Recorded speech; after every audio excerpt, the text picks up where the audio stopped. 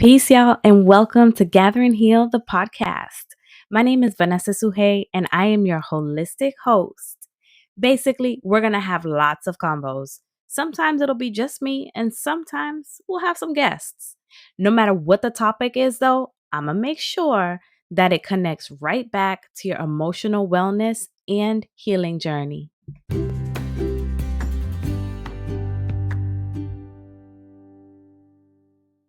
Peace, y'all. Welcome back. I am, as always, super excited to have another conversation with a dope special guest. Amy Santana's come through. She's a licensed mental health clinician. And yeah, we just had so many fun conversations. We even had a hard time coming up with what are we going to talk about in this one episode? And I was like, we got to do more than one episode. Y'all can't see her face right now, but there's a slight freak out happening. But it's okay. It's okay. I'm gonna get her back because we talk for days about so many things, and I always find our conversations to be super rich. And the way that we are able to connect and bring in the therapeutic experiences, personal experiences, and just go with the flow and go with the conversation is always my favorite. So enough of me chatting. Y'all hear me every week. So, Amy, tell us, who are your people? What do you enjoy doing? And of course, slide in a little bit of the professional side of things. Like, what do you do? Okay, so my people are queer Black women of the diaspora, queer women of color who have complex trauma, and really like people who they're like the fixers in their families, they're the helpers, they're the strong ones, they're the ones that when you look at them, you think like, she's got it all together, she's gonna be fine, I don't worry about her, right? Yeah. But on the inside, they're just falling apart and they feel guilty getting help because on the outside they look fine and because so many people depend on them and yet they have no one to go to.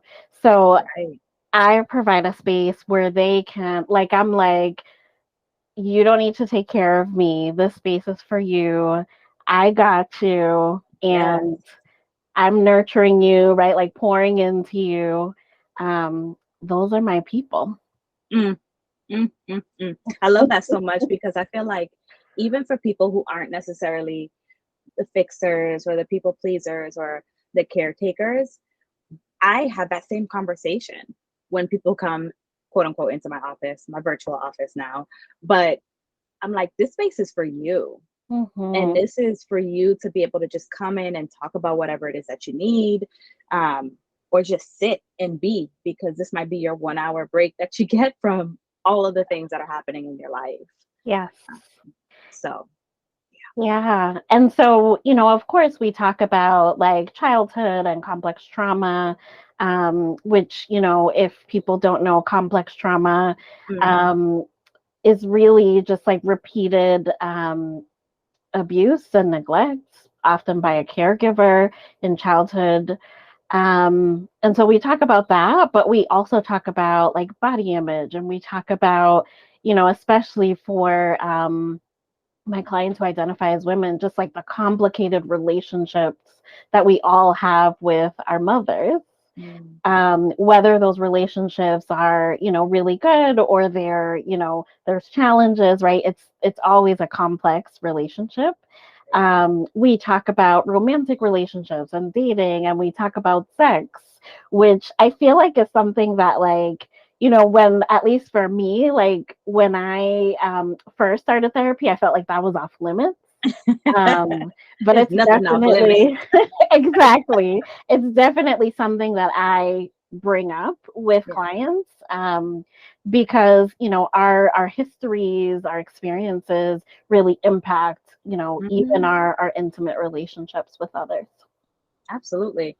And the way I reiterate it for people is kind of like there are literally specialists who focus in on sex therapy and Mm-hmm. counselors and sex Yeah. educators, right? Like that's how important it is. Yeah. And I get it, right? Like a lot of our communities and those who are listening, we don't talk about sex. Maybe barely with friends, probably definitely not with family. How did you learn about it, right? Like, that's actually one of my favorite questions to ask people. How did you learn about sex? Right? The variety of how people just kind of like go about self-taught, right? Whether it be videos or experiences, and welcomed experiences and unwelcomed experiences. Yeah, absolutely. But we got to bring that into the therapy room. We got to talk about it because it shows up, right? You know it. I know it. It shows up in other parts of our lives too. Yeah, absolutely. And what I like to do, so I love karaoke. So I should say, like, I'm pretty shy. Like, I consider myself an introvert, and there's something about like being on stage and like, you know, singing, and being able to just channel, right, like that excited energy. So I love karaoke. I love dancing like in the mirror. I love just like working out. I love to do like bar and strength training. So those are some of the things that I like. That's awesome. I remember on your on the Calendly when you signed up, you said, I'm an introvert, but an extrovert around the right people, or something like that. Yeah. There's something about, you know, when people give you space to take up, right, to be who you are, that like when you try it out, it's like, oh, like this feels kind of good to be heard, to be seen. And so sometimes I like to say that I'm like a selective, right, like extrovert, right? But of course, then I need time to like recharge after those extroverted times. Right.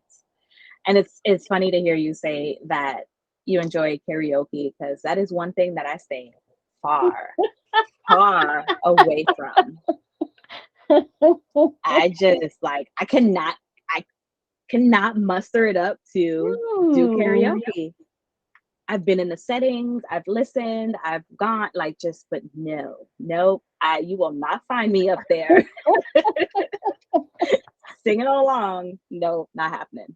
You have a better chance of catching me singing in the car. It's so much fun. Says you. I got parts that are like, no, very, very much not how I define fun. Yeah, I definitely get that. But so let's jump into our topic for the day. One of the things that we have had conversations about, you know, Amy and I, as you can tell, are really good friends and have been in each other's lives for a long time. So I'm familiar with this, and I'm familiar with the transitions that you've been making over the past few years, from working for another company, then working for yourself, and then now you have another large life and career change happening. And I know what it looked like, as much as I could as an outsider, but like I know what it looked like for you in making each of those decisions, which you're very thoughtful, you took your time, and so on and so forth. But the reason why I want to talk about it on this episode is because sometimes large changes like that freak people out all the way and paralyzes them, right? To the point where they might not do anything, or don't even think about what are some of my other options, right? And you and I know we're both trained in internal family systems. So you and I know that that's a part that has come in and taken over. And when we give, or when those parts allow us to have some space, then our self energy can come through and be creative and have some more confidence in the decisions and the options that you might have. But the biggest piece here, the biggest C this month, is compassion. And I also recognize there's like oodles and oodles of compassion that you've had to extend to yourself throughout this whole process over the last few years. Yeah. So that's kind of like my my little bootleg agenda for the for our conversation today, and why I think it's an important conversation, and how I can only imagine how many people can connect with this overall process that you've been navigating. So I think it might be helpful for us to talk a little bit about each stage of the transition, and then also kind of what helped you make it through, because I know there were parts that were really scary and uncomfortable, and maybe some slide in some tips and tricks and things like that as we go along. Yeah. So as you were talking, Vanessa, I was like, oh man, like where am I gonna start? Because there's so much. When you were talking about parts, what stood out to me is that a lot of my parts were already telling me what I needed to do, and I just didn't want to listen, because there were also parts of me that were really scared. And so I've been in the field, if we count internships, since like 2010-ish. And a lot of the time, I've been in spaces that were predominantly white. A lot of the time, I was the only person of color, right? The only clinician of color, or the sort of like, bilingual clinician, right? Because I also speak Spanish.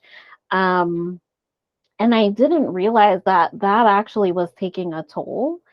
And so more recently, I want to say, in 2016, 2017, 2018, right, I was experiencing chest pain.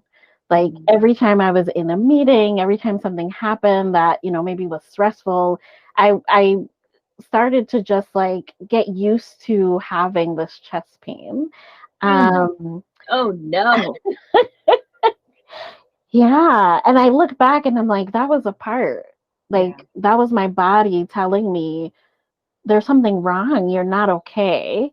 And yet I was like, I can't just leave. Like I have bills to pay. Like I need to be responsible. And also it felt to me like this is just the way it was and the way that it had to be. Right. I knew there were other people in private practice as therapists, but I also knew, or I thought I knew, that that was not for me, right? Like I was not going to leave my benefits, my stable salary, just the stability that I felt like I had.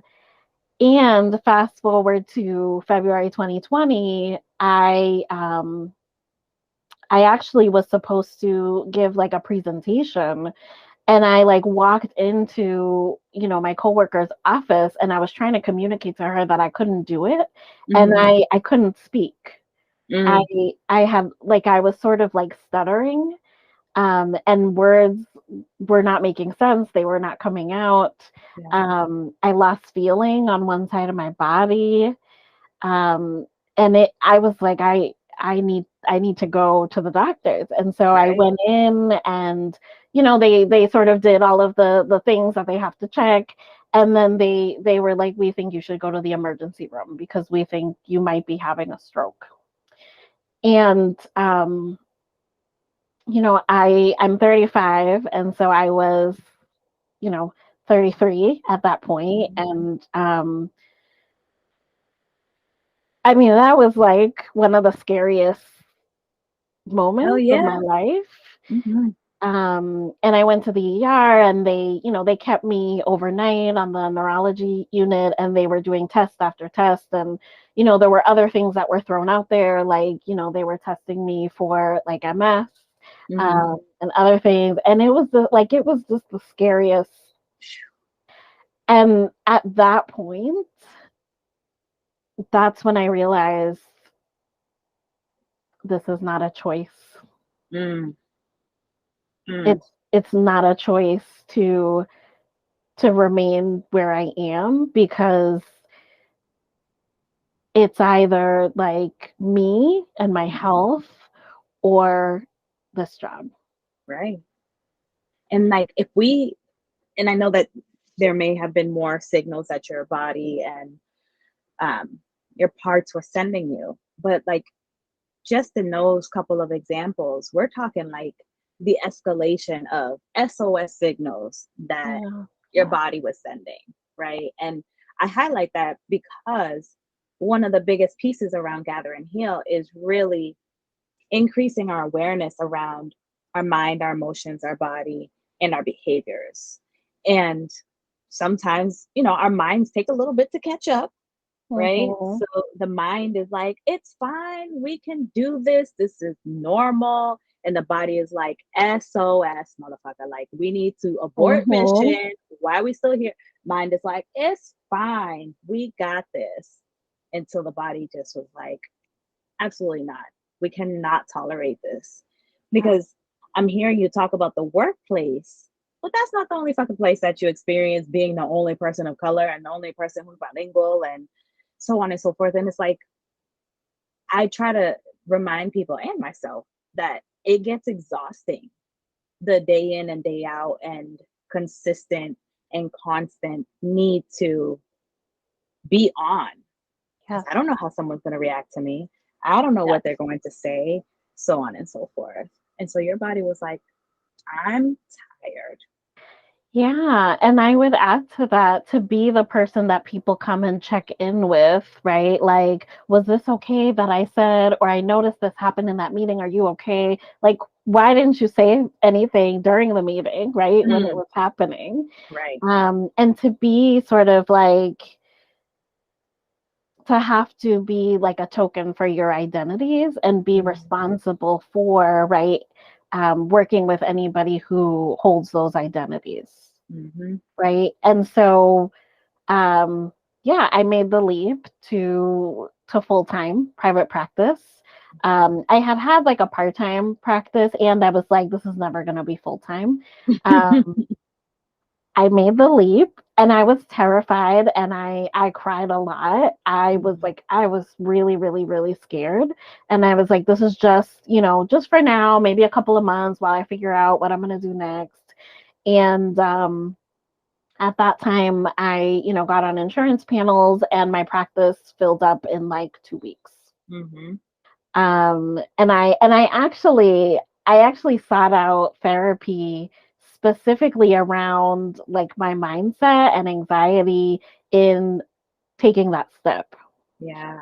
So it wasn't just me by myself. It was like really addressing like, okay, what is it that's in the way? And that was the way that I was able to do it, to try it out. It was like coming from the perspective of like, I'm just trying it out. It doesn't have to be forever. Right. That part.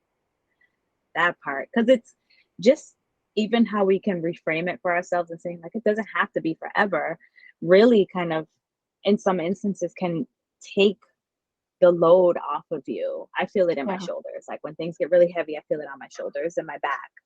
And to be able to say, for this snapshot in time, this is what I'm going to do. I'm going to try it. And if it works, cool. And if it doesn't, I'll pivot. But like that flexibility for me is so freeing. Because when you say, Vanessa, if you leave this job and you go into full-time private practice and that's it, man, I ain't leaving that job. I'll stay put. Yeah. Yeah. The unknown is scary. Yeah, it's almost like a setup, right? Like there's only one option. Like if I do this, then there's no failing, which like, I don't really believe in failing. I believe that we learn, right? And we move forward.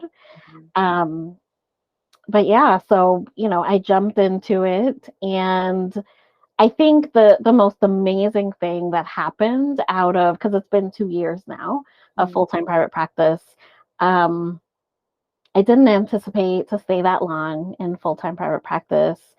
And I also didn't anticipate how much I would grow. Because when I think about growth, I think about, like education, going to school, like learning the way that you're like supposed to be. And what happened was that because I was my own boss, I got to call the shots. It also meant that I was no longer in fight or flight mode. And so I was a good therapist before, but not being in fight or flight mode allowed me to take even better care of my Mm, clients and also of myself. right. Absolutely. The freedom. I'm paused because I'm like, oh, there it is again. There's that freedom and there's that flexibility and the permission you gave yourself. And finally, like the compassion that you showed to yourself. I was like, I'm going to make this exit. I need this exit. I don't know about what's next. I don't know how I feel about that. I'm a little nervous about that one, but we're still going to do this. Mm-hmm.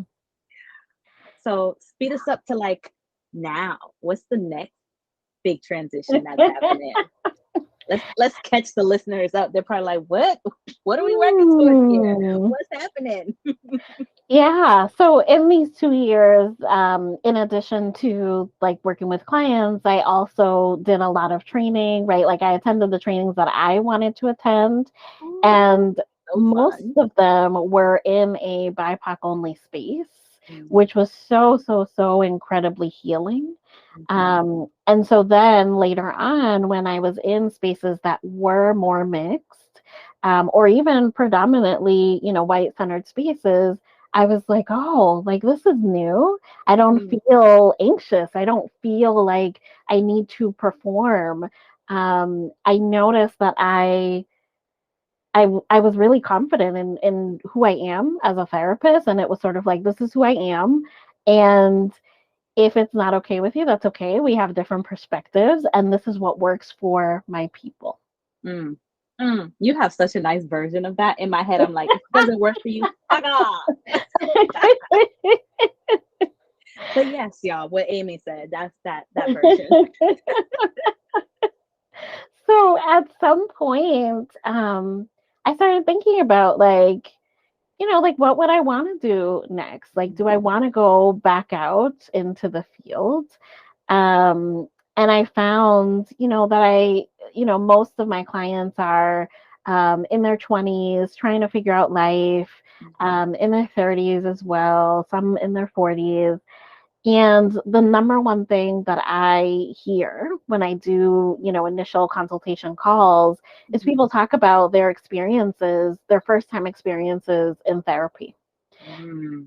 And a lot of those first time experiences and interactions were in their college counseling center. Yep. And they talked about how, maybe it was helpful, but, the person didn't understand the cultural piece. Mhm. Or maybe it wasn't helpful because, the cultural pieces were pathologized. And so I got a little curious and I started, looking around. Um, and I had really, really high standards for like if I was gonna leave full-time practice, it needed to be a really good fit. Right. Um, and so I did end up finding a position, out of college. And it is a BIPOC focus position, So dope. um, which is really, really exciting. And I had parts that were like, is that code for you're going to be the only one? Some parts were like, wait a minute, we need to Mm-hmm. analyze this a little bit, which is fair, Mm-hmm. right? Because those parts are coming from a very real place of having had experiences that you Yeah. were the only one. Yeah. Yeah. I have parts that were like, is there going to be support for you? Mm. And so I gave myself permission to not override, right? Like the different parts that popped up, to not say like like, nope, I'm doing this, right? Yeah. But throughout the whole process, really listening to those parts, really listening to my intuition. Mm-hmm. And I remember even just doing like the screening call and like still feeling like having a lot of questions and not being too sure. And then I met the team and I walked in and I just felt like this like calm, Mm. like just this feeling of like right, like just relax. Um and it felt like okay, this could be a good fit. And I think the fact that I, for 2 years, right, was learning how to be authentically me. Yes. Allowed me to walk in and be authentically me in the interview process and ask all the questions that maybe some people wouldn't ask. That's right? exactly what I was thinking. That you walked in and you're applying and you're like, I know my worth, right? Yeah. And let's see, what do you have to offer? Do you match this and go beyond it or not? And like that's that confidence piece that I can feel oozing out of you, right? Of being able to say, like, this is me, this is what I want to make. These are the kinds of hours that I want. Because I know you've made such a lifestyle for yourself in being a business owner over these last couple of years that, yeah, the stakes are high for people if you want to hire me. As they should be, because you're an amazing therapist. I'm not biased or anything, but yeah, keep going. Yeah, I think, when you work in a space where most of the people, it's not just that they don't look like you, but they don't approach the work in the same way, right? They haven't unlearned, right? A lot of the sort of like textbook, right? Like Eurocentric, right? Which doesn't work for everyone. When you work in that type of space, it's like you're trying to be part of the mold, like you're trying to fit in. And now that I know who I am as a clinician, I know that for the people that I really specialize in working with, the way that I work is the way that I work, and I'm not changing that. That's it. That's it. Nobody can tell you anything differently. I don't care how much you pay me. I'm gonna work the way that I work. That's right. And so I think taking that 2-year, sabbatical, if we want to call it that, right, means going into, a new system and providing therapy that is authentic, where it's not just like I'm here to like fix your problems, I know what I'm doing, I'm the expert, but it's like I now am really comfortable with just sitting with people in the space, in the silence, without the pressure of like I need to produce results, I need to fix, perform, right. And I don't know that I would have been able to do that before. So there's a couple of beautiful surprises that came from what may have started as really hard and scary decisions, right? Like the beautiful surprises that came over these past couple of years of your growth as a professional and as an individual, and your ability to say, this is what I want to learn. These are the types of trainings that I want to attend. Yeah. These are the spaces I want to be in. All the way through the surprises of now transitioning back and working for someone, but in a very, very different way that says, this is me, this is how I show up, and this is how I support my people. This is how I support my clients and my colleagues, right? Because in that environment, you have colleagues and you're working with them. So those for me are like just such beautiful surprises that when we're standing on the early side of making big decisions that excuse me, can be really scary, we can't see those from that side. Yeah. And it's so hard sometimes to explain that to people, where it's like, I get our minds, and because of certain experiences and so on, we have a mile long, maybe a little bit longer list of all the things that can go wrong, or all the things that are scary.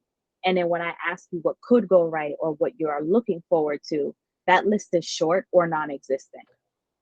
Yeah. Like clinically, I get how and why that happens. And good and damn well, I'm going to work with you to make a list on the other side, because there is beauty on that other side. And you now have experienced it.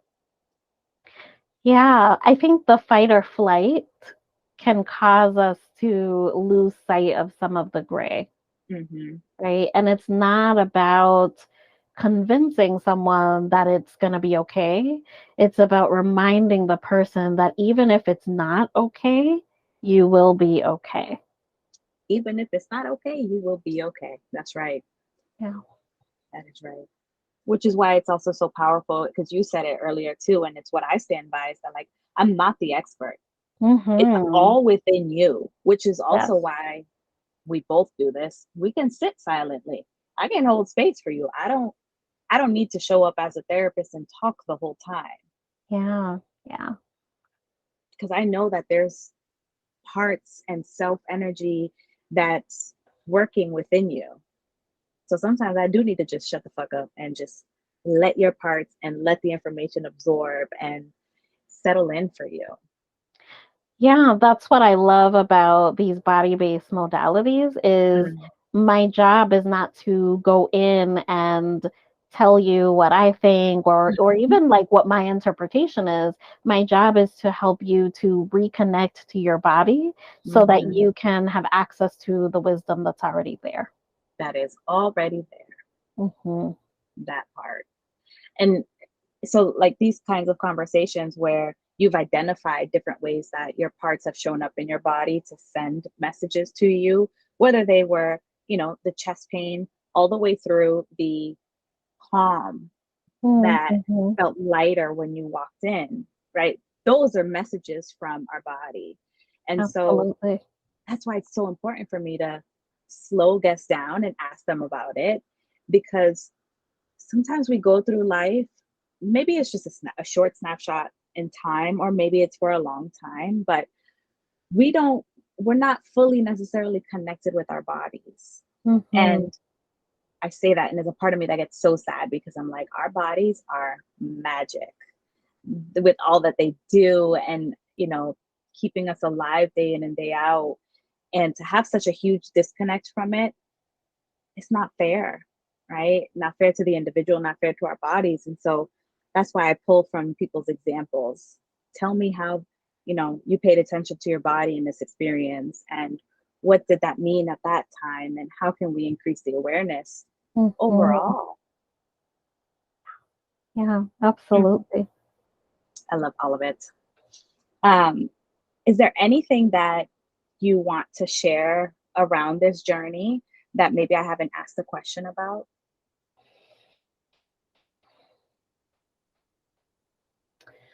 I think that a lot of times, especially if we are people pleasers or recovering people pleasers, I think that a lot of times when we're making big decisions, we look outward Mm, for the answers. mhm, I know I definitely have done that where like I will ask people like what they think, and it's really like I sort of know, like I kind of know what I want to do, but what I'm really asking, right, without saying it is, am I making the right decision? Like, can you mhm, tell me that this is the right decision? mhm. And no one can tell you what the right decision is except for you. And sometimes it may not be the right decision. Like sometimes it might be the right decision for that time, but Right. I don't know. I think what I have learned is like I don't know that there is a right decision. It's just like sometimes you got to try something out because Mhm, it's calling you. There's a part of you that just keeps coming back to it, and it doesn't mean you have to commit to it. It doesn't mean you're stuck there forever. But right. sometimes it's okay to kind of explore that and see how it goes. And you can always pivot. You're not stuck. That part. And that's sometimes easier to see, hear, feel, understand, when you recognize that everything doesn't have to be dichotomous, right? Like, you Mm. don't only have two options. Yeah. And that Mhm. that again is a part that comes in. It's like, you either got to do this or you're not going to do this. Yeah. You're either going to take this job and be there forever, or you're not. It's like, no, we got options. Yeah. Like, Yeah. let's take a step back and see what those are. And because you were able to recognize that, you realized that I needed to make a pivot back in 2020, and you did. And it's come again where you're like, all right, time for another pivot. And here we go. Right. And I'm going to know the back end because we stay in touch. But like, what is it going to look like in another few years? Is there going to be another pivot? Probably, because that is life, right? Like just in and of itself. And yeah, there are people who are more comfortable with pivoting than others. I get that. But what are you potentially holding your own self back from? What parts are you ignoring? What messages from your body and your emotions and your thoughts are we, what I say, foo-fooing, right? Like pushing them to the side and ignoring them when we stay put. And it's really time for us to make an exit. And that applies to relationships and jobs and where you live and like just across the board. So, that was so dope. Thank you so much for this conversation. Amy, is there anywhere like in particular people can find you on social media or website or anything like that? How can they stay in touch?